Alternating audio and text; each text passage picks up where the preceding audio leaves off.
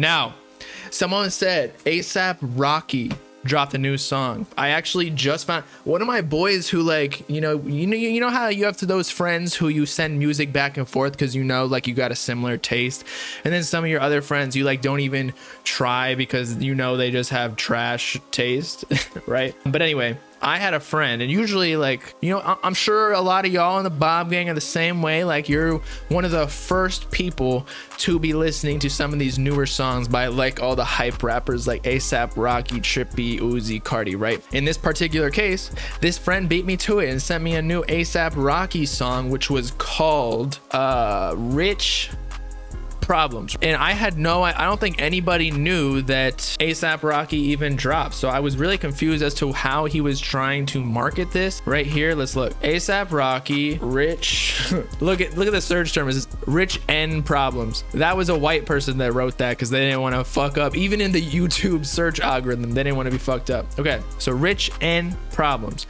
Now we're gonna listen to this song, but also take note of the lyrics. So I'm gonna go to the Genius lyrics. I'm not even gonna type it. Rich and Problems. But apparently people are saying that he threw a little shot at Travis Scott a little bit, okay? Because he said, don't compare him and me, you offending me, this ain't a diss and we ain't enemies. So he's not so he's saying it's not a diss, but in my opinion, whenever you say this ain't a diss, it's coming back with like a backhanded compliment or a backhanded something, saying like, yo, this ain't a diss, but like, fuck you. You know what I'm saying? They concerned with breaking hits, I'm more concerned with making history. Loudest in the room, the weakest. Now this could possibly be an allusion to highest in the room. Loudest in the room is the weakest, aka you're weak, you suck, blah blah blah. ASAP Rocky also has a connection with the Kardashians, and obviously Travis Scott did too, with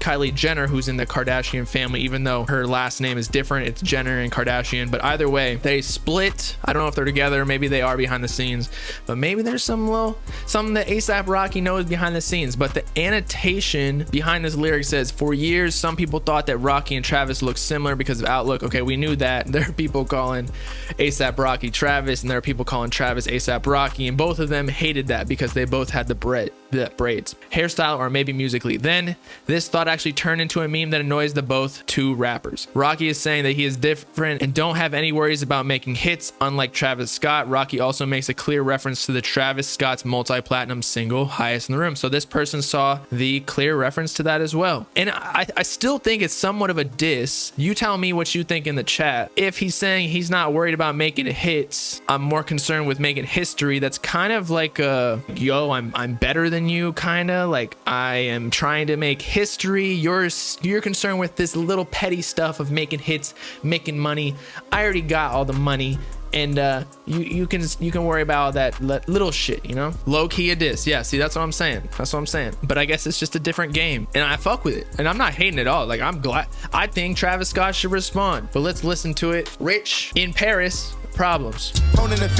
Now I see a lot of people saying ew in the chat. This is more of like he's talking about actual real world problems with being black and famous. I read the lyrics earlier while I was at the gym, but it seemed pretty like legit. He's basically saying like when he got rich, like people are still saying got all white neighbors and most of them racist. They put your name and faces when you going in places. Then black ain't enough. You just don't want to be famous. So he's saying like even his people, I guess the black people, aren't looking at him like he's black anymore because he's rich and he's famous. So like he doesn't associate with the same problems that he did back before when he was like in the hood. So I guess, I mean, it's kind of like the Jay-Z, like mo money, mo problems, but it's more lyrical. So I see how some people that fuck with like the old Rocky or the Rocky that was more of like production side wouldn't like it as much. You're right though, it is an old man beat. Whoever said that, you're right. This is like a Kanye type beat or something. Put like a filthy beat, like Whole Lotta Red producer, Cardi's producer under this, it would be absolute fire.